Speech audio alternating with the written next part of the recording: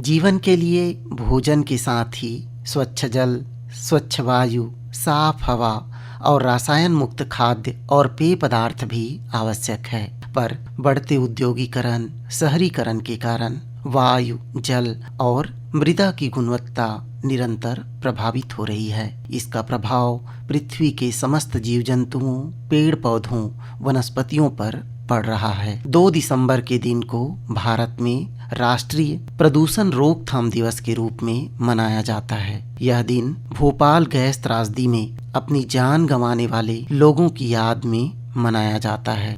Bhopal gas त्रासदी वर्ष 1984 में 2-3 दिसंबर की रात में यूनियन कार्बाइड संयंत्र से जहरीली गैस मिथाइल आइसोसाइनेट, जिसे MIC के नाम से भी जाना जाता है, के रिसाव के कारण बहुत से लोगों की मौत हुई थी। भोपाल गैस त्रासदी को सबसे बड़ी औद्योगिक प्रदूषण आपदाओं में से एक माना जाता है। हमारे जीवन को, पर्यावरण को प्रदूषण किस प्रकार प्रभावित कर रहा है, प्रदूषण किस किस प्रकार के होते हैं, इस संबंध में ज़्यादा जानकारी प्राप्त करने के लिए आज हमने स्टूडियो के फोन लाइन से बातचीत किए हैं केंद्रीय प्रदूषण नियंत्रण बोर्ड के वैज्ञानिक डॉक्टर योगेंद्र कुमार सक्सेना जी से। डॉक्टर योगेंद्र कुमार जी नमस्कार, इस कार्यक्रम में आपका स्वागत है। नमस्कार जी। सर, प्रदूषण के संबंध में जानने से पहले हम ये जानना चाहते हैं कि आखिर पर्यावरण क्या है। पर्यावरण को समझने के लिए हमको ये समझना पड़ेगा कि हमारा शरीर किन पंचतत्व से मिलकर बना है।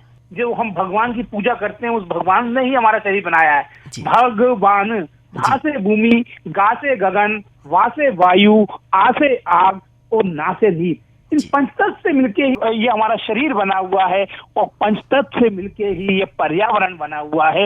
वही भा से भूमि, गा से गगन, वा से वायु, आ से आग और ना से नीर। जिस दिन हम अपने विचारों को साथ लेंगे, जिस दिन हम अपनी सोच को हम बहुत इम्प्रूव कर लेंगे, जिस दिन हम नदियों को बचा लेंगे, जिस दिन हम धरती माँ को बचा लेंगे, और हम आपको बताएं कि हमारे जो ग्रंथों के अंदर जो एक सार है कि हमको पर्यावरण को बचाना है, पर्यावरण को हमको नहीं बचाना है, हमको अपने शरीर को भी बचाना है, अपनी आत्मा को बचाना है। और जिस दिन अपने आत्मबल से अपने शरीर को साथ लेंगे, उस दिन पर्यावरण को जरूर आप स्वच्छ कर पाएंगे। सर, आप केंद्रीय प्रदूषण नियंत्रण बोर्ड में वैज्ञानिक हैं। सर, हम ये जानना चाहते हैं कि केंद्रीय प्रदूषण नियंत्रण बोर्ड की स्थापना किन व्यापक उद्देश्यों को ध्यान में रखकर किया गया है और इसकी क्या क्या भूमिकाएं हैं। केंद्रीय प्रदूषण नियंत्रण बोर्ड, जिसको की शॉर्ट में CPCB बोलते हैं, इसकी स्थापना वाटर एक्ट 1974 के तहत सितंबर 1974 में हुई थी।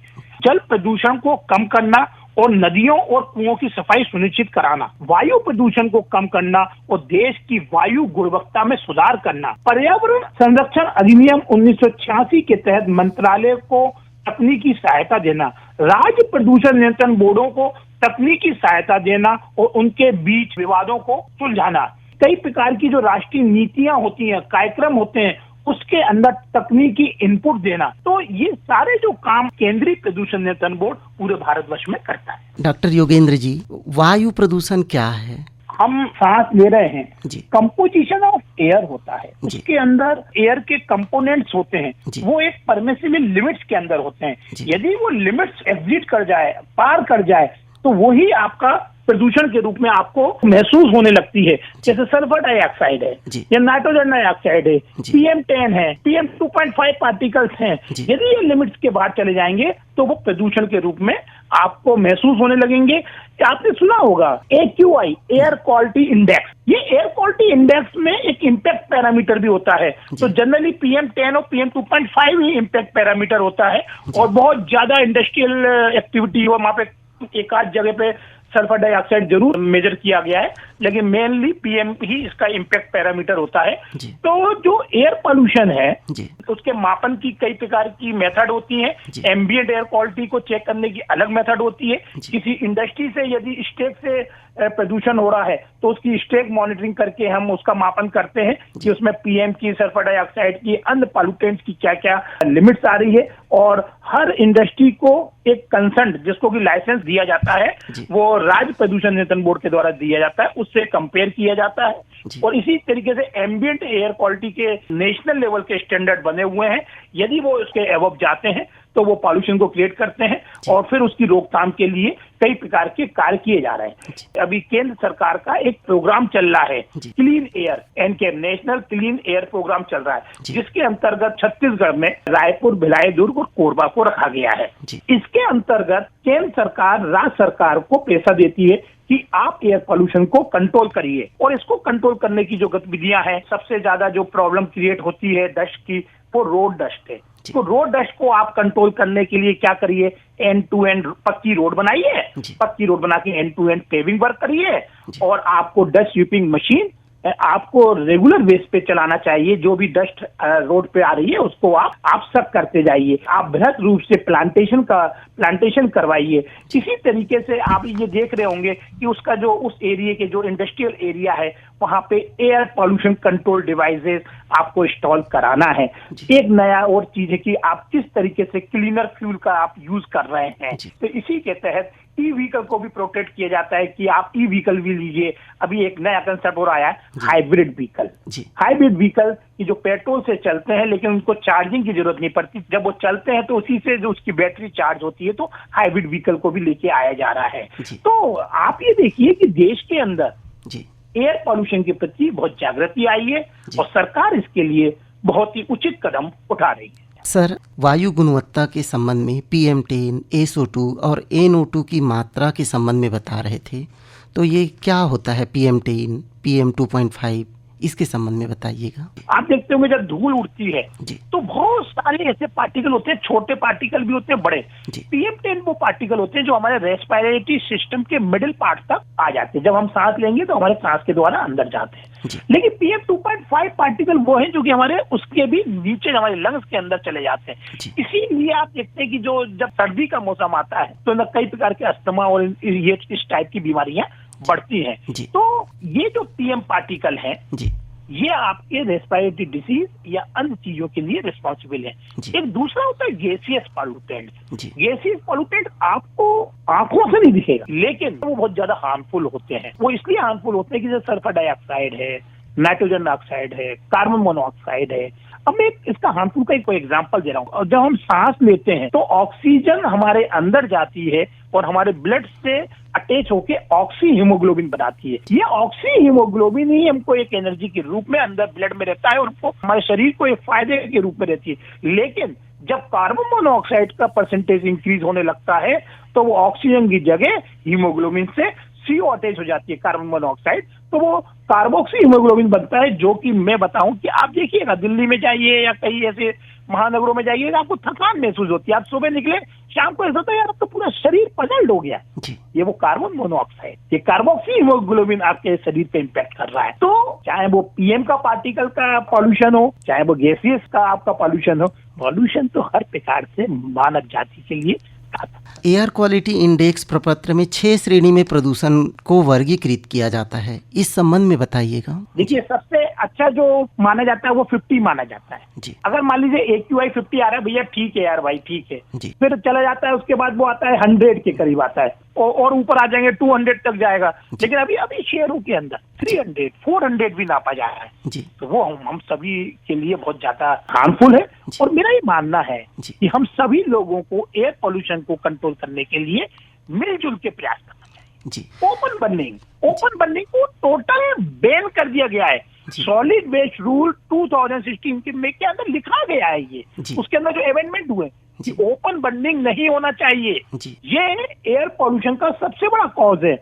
हम किसी भी बात पे गए, छोटी मोटी चीज हुई हमने जला दिया, भाई जलाइए नहीं ना, नगर निगम की गाड़ी आती है वो उठा के ले जाएगी, वो व्यवस्था प्रॉपर डिस्पोज करेगी। जनता को भी थोड़ा सा सहयोग करना चाहिए और नगर निगम भी आपको इसके अंदर बहुत सहयोग करेगा। सर, छत्तीसगढ़ में 17 श्रेणी के उद्योग हैं। लौह इस्पात और स्पंज आयरन के 65%, पेपर और पल्प उद्योग 3%, शक्कर कारखाने 1%, 19% थर्मल पावर प्लांट हैं, 7% सीमेंट उद्योग हैं, 2% डिस्टिलरी और उर्वरक कारखाने हैं। इन उद्योगों में कौन कौन ज्यादा प्रदूषण फैलाते हैं और क्या इन उद्योगों में प्रदूषण नियंत्रण हेतु उपाय अपनाए जाते हैं?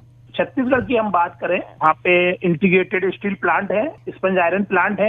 उसके बाद जो पावर जनरेशन जिस तरीके से वहाँ पे हो रही है, बड़े बड़े जो पावर प्लांट वहाँ पे आपको देखने को मिलेंगे और सीमेंट प्लांट भी आपको देखने को मिलेंगे। और डिस्टिलरी तो वो वाटर पॉल्यूटिंग इंडस्ट्री के उसमें आ जाता है। हम इसमें एयर की बात करें तो छत्तीसगढ़ प्रदूषण नियंत्रण बोर्ड है, वो बहुत अच्छा काम कर रहा है। और जितने भी आपने उद्योगों के नाम लिए, इसके अंदर वो कंसेंट वगैरह तभी इशू करता है जबकि उसके अंदर air pollution control device APCD लगा है। वहाँ के अधिकारी और कर्मचारी हैं, उस समय समय पर जाके उनको वो चेक भी करते रहते हैं कि जो हमने कंसेंट दी है उस लिमिट से ज्यादा तो नहीं जा रहे हैं। और केंद्रीय प्रदूषण नियंत्रण बोर्ड भी समय समय पर इन चीजों को चेक करता है SMS अलर्ट के द्वारा। आजकल सभी उद्योगों के अंदर ऑनलाइन एनालाइजर लगा दिए गए हैं, बड़े उद्योगों में 17 कैटेगरी के अंदर। मान ली सीमेंट है या पावर प्लांट है, स्पंज आयरन या इंटीग्रेटेड स्टील प्लांट है, उसके उनके स्टेज के अंदर एक ऑनलाइन एनालाइजर लगा हुआ है। और हम लोग अपने ऑफिस में ही बैठे बैठे हम देख लेते हैं कि इसके अंदर PM लेवल लिमिट के अंदर आ रहा है या नहीं आ रहा है, सॉक्स नोस का क्या स्टैंडर्ड है, और यदि ज्यादा होता है तो फिर उस इंडस्ट्री को डायरेक्शन इशू करते हैं उसको ना चेक करने के बाद। सर, जल ही जीवन है कहा जाता है। जल के बिना जीवन की कल्पना नहीं की जा सकती। जल प्रदूषण क्या है सर? फिजिकल, बायोलॉजिकल और केमिकल कैरेक्टर में यदि चेंज हो रहा है तो वो जल प्रदूषण है। जल में यदि प्रदूषण होगा, कोई इंडस्ट्रियल से इफ्लुएंट निकल रहा है, आप ETP बना देंगे, इफ्लुएंट ट्रीटमेंट प्लांट। शहरों के जो सीवेज निकल रहा है आप उसको ले जाएंगे एक जगह पे सीवेज ट्रीटमेंट प्लांट बना देंगे। आप इंडस्ट्री है, छोटी छोटी बहुत सारी इंडस्ट्री है, अगर वो ETP नहीं लगा सकती तो वहाँ पे आप कॉमन इफ्लुएंट ट्रीटमेंट प्लांट लगा देंगे। हर इंडस्ट्री से थोड़ा सा जो भी वेस्ट वाटर निकलेगा उसका प्राइमरी ट्रीटमेंट करने के बाद कॉमन इफ्लुएंट ट्रीटमेंट प्लांट में आप ले जाएंगे। वाटर पॉल्यूशन को कंट्रोल करने के लिए, ट्रीटमेंट करने के लिए ETP, STP, CTP लगा सकते हैं, कंट्रोल कर सकते हैं। लेकिन मैं एक चीज बताऊं कि कई लोग बोलते हैं कि एयर पोल्यूशन ज्यादा खतरनाक है या वाटर पोल्यूशन। वाटर पोल्यूशन को आप मान लीजिए आपके शहर के अंदर ट्रीटमेंट फैसिलिटी नहीं है तो टैंकरों में भर के भी आप 50 या 100 किलोमीटर दूर ले जाके या 500 किलोमीटर दूर जाके आप वहां पे उसको ट्रीट कर सकते हैं वहां के ETP, STP में। लेकिन एक बात आप बिल्कुल ध्यान से सुने, यदि एम्बिएंट एयर एक बार डिस्टर्ब हो गई, कोई एयर पोल्यूशन को यदि हमने सोर्स पर नहीं रोका, किसी भी टाइप के एयर पोल्यूशन को यदि हमने सोर्स पे नहीं रोका तो वो पूरी एम्बिएंट एयर को डिस्टर्ब कर देता है। और उसको कंट्रोल करने के लिए फिर मेट्रोलॉजिकल कंडीशन ही है, या तो विंड स्पीड तेज हो, विंड डायरेक्शन, कुछ पानी गिर जाए, तभी वो कंट्रोल हो पाता है, अदरवाइज कंट्रोल करने में बहुत दिक्कत होती है। मेरा तो ये मानना है वाटर पॉल्यूशन को भी हमको कंट्रोल करना है, लेकिन एयर पॉल्यूशन के ऊपर सतत निगरानी सिस्टम हमको जिस तरीके से ऑनलाइन हमने डेवलप किया हुआ है कि हम सोर्स पे ही एयर पॉल्यूशन को कंट्रोल करेंगे, उसको एम्बिएंट एयर को डिस्टर्ब नहीं करेंगे।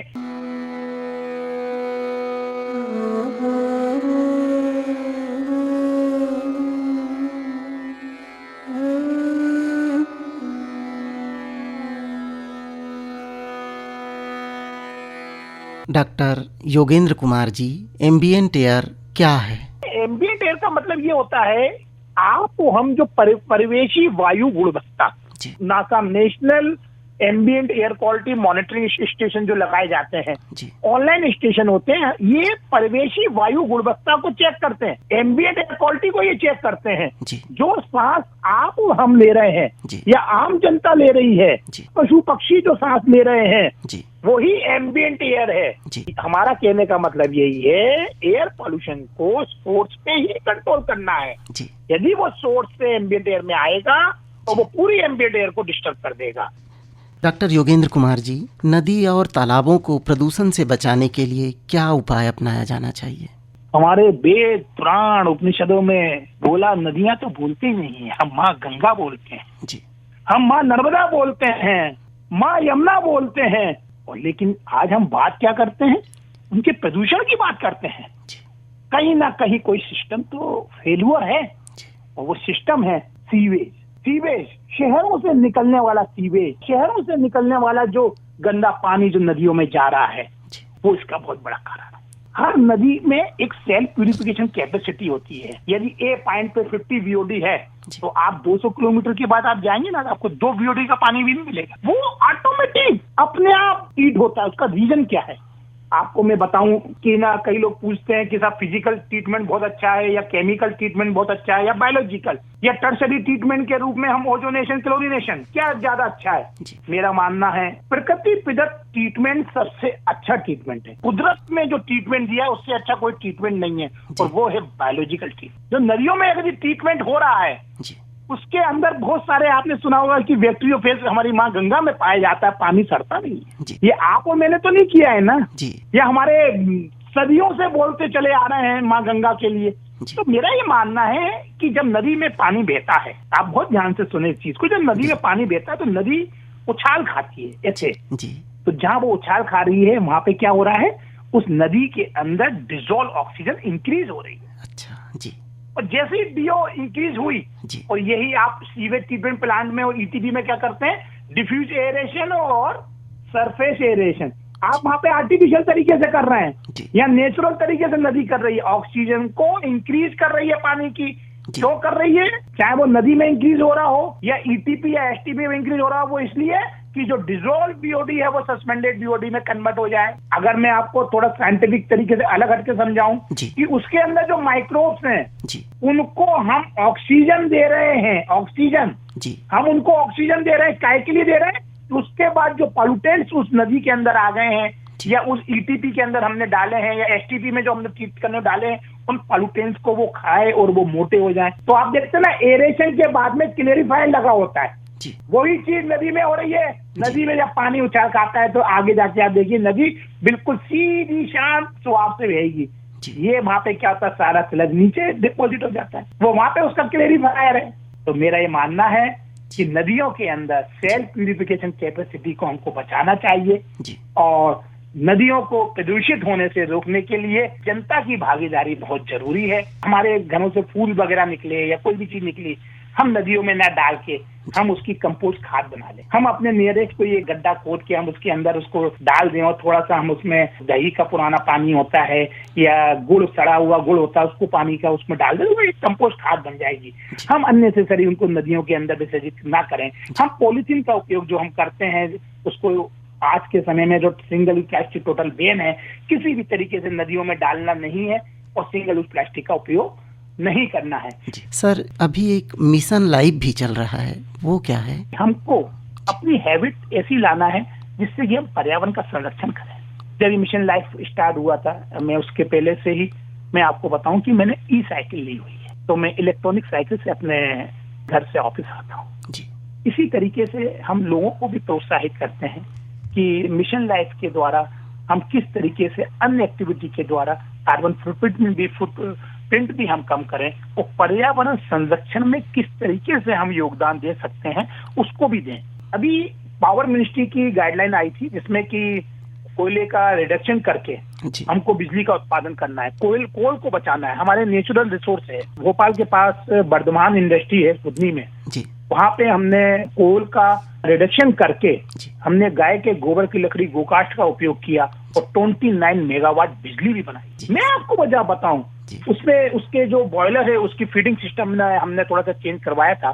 कोल को जो फीडिंग सिस्टम होता है वो अंडर बेड सिस्टम होता है, और गोकाष्ठ का फीडिंग सिस्टम हमने ओवर बेड सिस्टम बनवाया। जब हम फीडिंग कर रहे थे और बिजली का उत्पादन हो रहा था, तो मैं आपको बताऊं, मैं कंट्रोल रूम गया, वहां पे कई इंजीनियर वगैरह सब लोग बैठे थे। मैंने कहा भाई मेरे को बस एक चीज बताओ, गोकाष्ठ बिहेव कैसे कर रही है?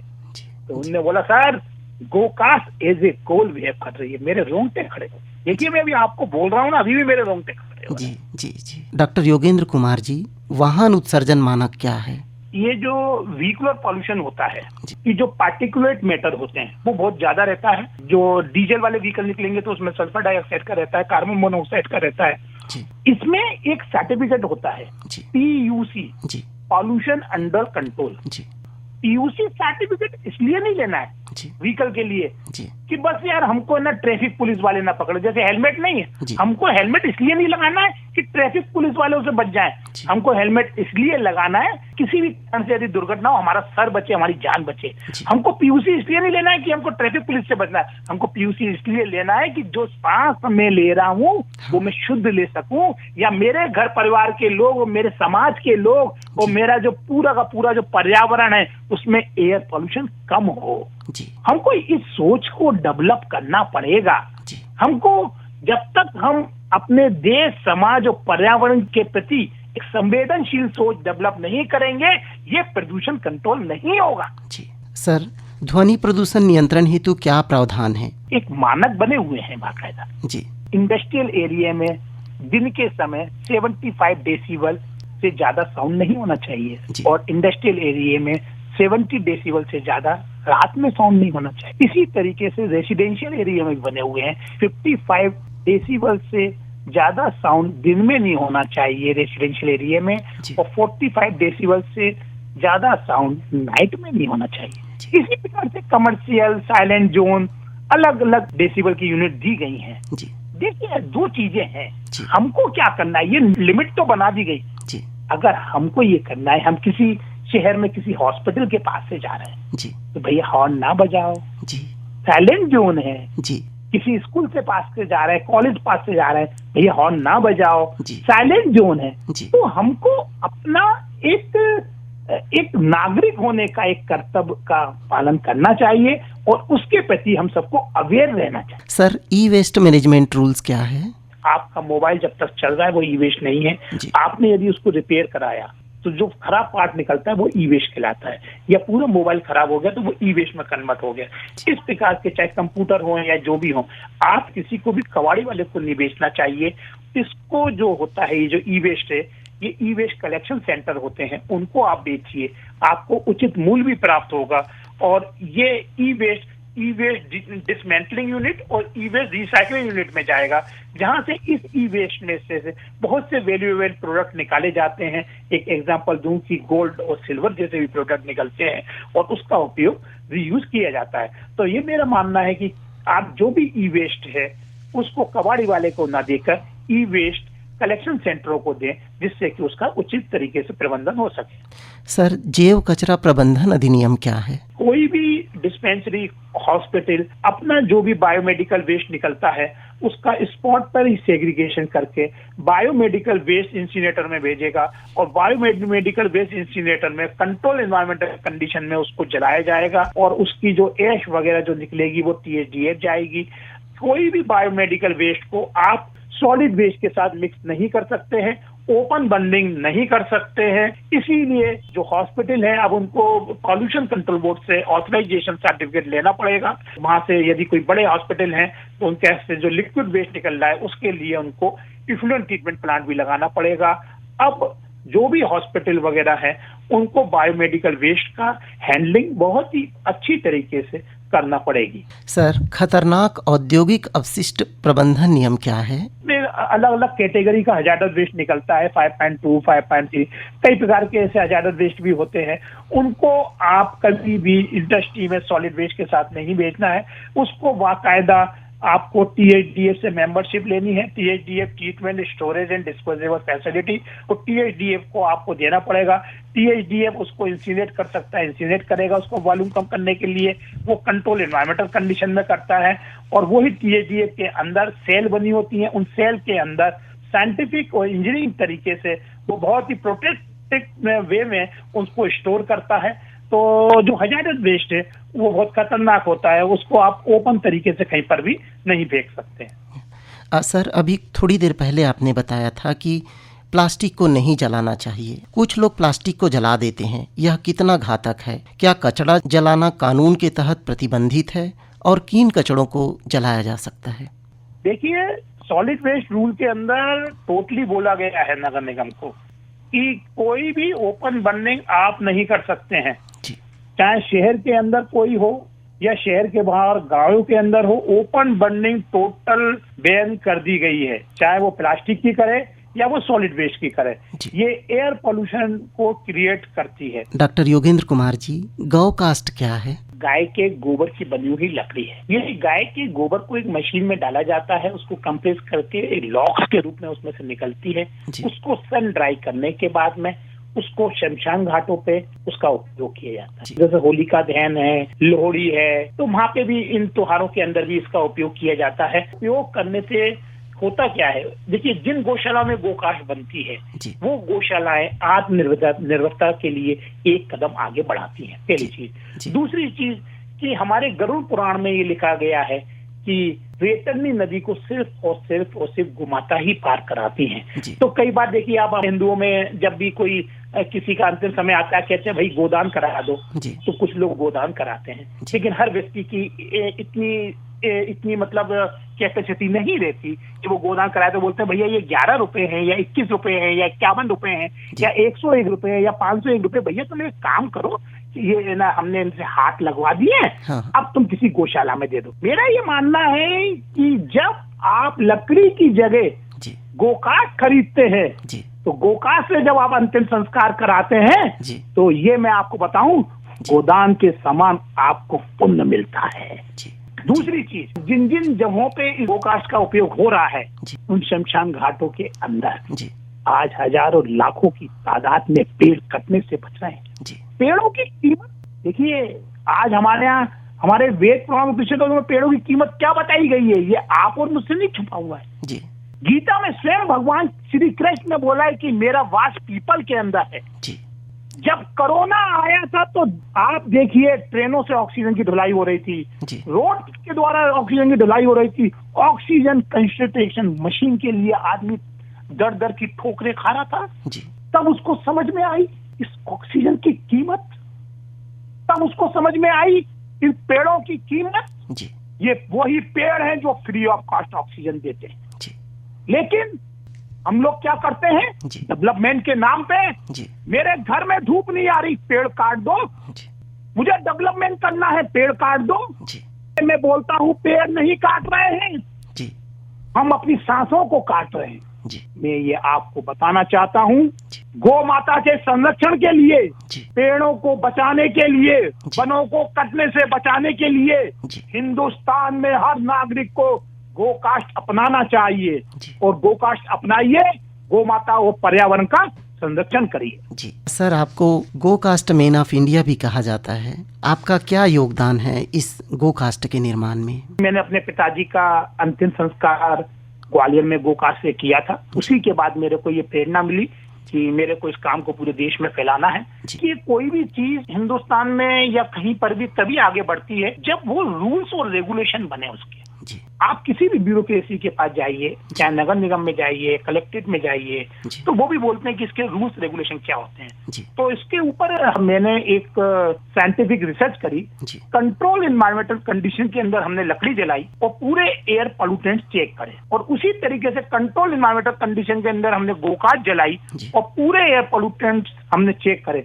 तो आपको बताते हुए मुझे खुशी मिलती है कि 35% एयर पॉल्यूशन लकड़ी की अपेक्षा गोकाष्ठ से कम होता है। मैंने एक भारत सरकार की, हमारे सेंट्रल पॉल्यूशन कंट्रोल बोर्ड की गाइडलाइन बन रही थी गौशालाओं की, तो उसके अंदर इस गोकाष्ठ को जुड़वा दिया। जब उस गोकाष्ठ को मैंने उसके गाइडलाइन में जुड़वाया है, उसके बाद आज में चाहे नगर निगम हो या कलेक्टेड हो, तो हम उनको बोल सकते हैं कि सर गोबर को का मैनेजमेंट हम कैसे करें। तो गोबर का मैनेजमेंट कैसे करें?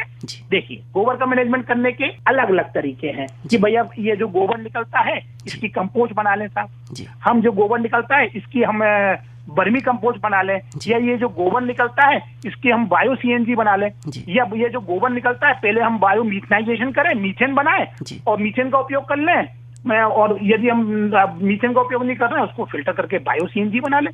तो उसी में जोड़ा गया है कि गोबर का उपयोग करके आप लॉग्स बनाइए और उसका उपयोग ईंधन के रूप में आप कर सकते। एक चीज मैं और बताऊं, मैं हिंदुस्तान की 25% गायों की गोबर से मैं गोकाष्ठ बनाना चाहता हूं, और बाकी जो 75% जो गोबर है वो मैं कंपोस्ट या वर्मी कंपोस्ट के द्वारा खेतों में ले जाना चाहता हूं।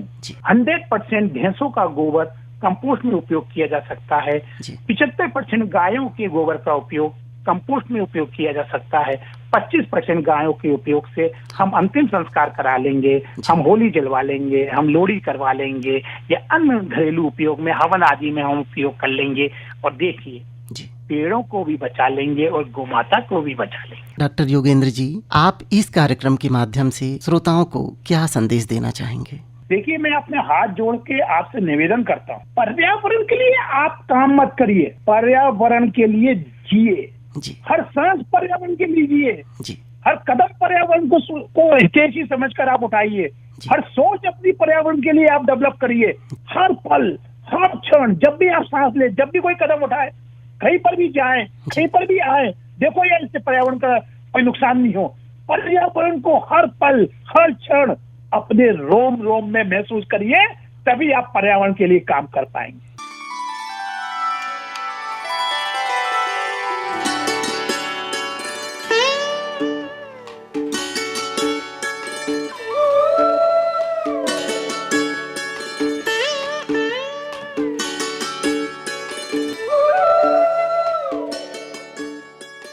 डॉक्टर योगेंद्र कुमार सक्सेना जी, आपने हमारे श्रोताओं को इतनी महत्वपूर्ण जानकारियां दी, अपना कीमती समय दिया, इसके लिए आपका बहुत बहुत धन्यवाद।